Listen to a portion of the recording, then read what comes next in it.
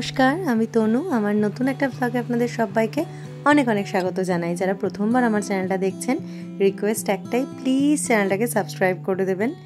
আজকে বানাবো ইলিশ ভাপা।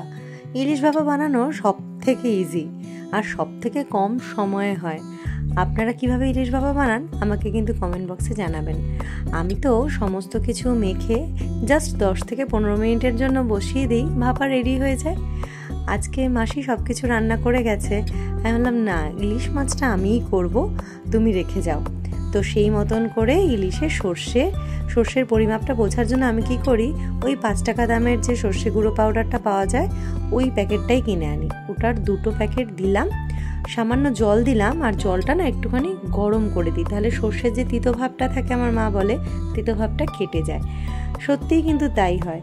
যদি আমি ঠান্ডা জলে দিই একটু তিতকুটে লাগে, কিন্তু এই গরম জলটায় দিলে আর তিতকুটে ভাবটা লাগে না। আর এখানে কয়েকটা কাঁচা লঙ্কা চিড়ে দিয়েছি। কুহু দেখছি ইলিশ মাছটা খেতে ভালো অতটাও বাসছে না, তাই কুহুর জন্য আবার আলাদা করে পাবদা মাছ রান্না করা হয়েছে। তবে জোর করে একটু দেব, আমি এত ভালোবাসি ইলিশ খেতে, তো কুহু ভালোবাসে না কেন সেটাই আমার প্রশ্ন। তো যাই হোক, এখানে তো ঢাকা দিয়ে রাখলাম 10 মিনিটের জন্য। আর এদিকে দেখুন ভদ্রমহিলা কি করছে। আজকে ছুটির দিনটা ছিল রবিবার, তো এই রোববার আমাদের চিকেন হয়নি। রোববার চিকেন মাস্ট, কুহু চিকেন খেতে ভীষণ ভালোবাসে, তো ইলিশ হয়েছে যেহেতু তাই আর চিকেন করা হয়নি। এদিকে কথা বলতে বলতে আমার রান্না কিন্তু হয়েও গেল। দেখুন কত অল্প সময় হয়ে গেল। আর তেলটা তখন যেরকম সর্ষের তেল দিয়েছিলাম, এখন নামাবার আগে আর একটুখানি কাঁচা সর্ষের তেল দিয়ে দেব, তাহলে ঝাঁঝটাও ভালো হয় আর খেতেও বেশ ভালো হয়। একটু গ্রেভি আমি রেখেছি, কারণ ভাতটা দিয়ে মেখে খেতে কিন্তু ভালোই লাগে। দেখুন এখন কিন্তু গ্রেভিটা বেশ ঘন লাগছে, দেখতেও বেশ ভালো লাগছে। ইলিশ মাছ খেতে এত ভালোবাসি আমি, মনে হচ্ছে কখন খাবো। তবে এখনো অনেক দেরি, কারণ স্নান কোনো কিছুই হয়নি।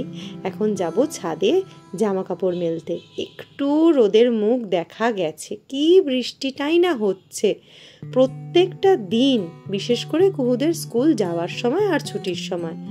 একটুখানি বৃষ্টিটা দেখছি হচ্ছে না। আর এই জিন্সের প্যান্ট বলুন, চাদর বলুন, এগুলো তো আর ঘরের মধ্যে মেললে শুকোয় না, তাই একটু রোদের দেখা পেয়ে তাড়াতাড়ি করে মেলতে চলে এসেছি। যতটুকু টানে টানুক, আবার তো বলা নেই কওয়া নেই, চলে আসবে। তো যাই হোক, এদিকে এইসব মেলে কুহুকে স্নান করাবো, আমিও স্নান সারবো।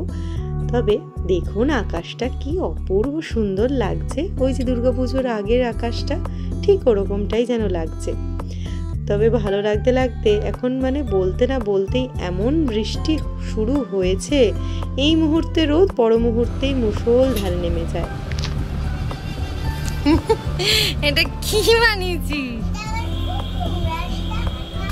ও মা, আচ্ছা। পুকুরে স্নান করছো?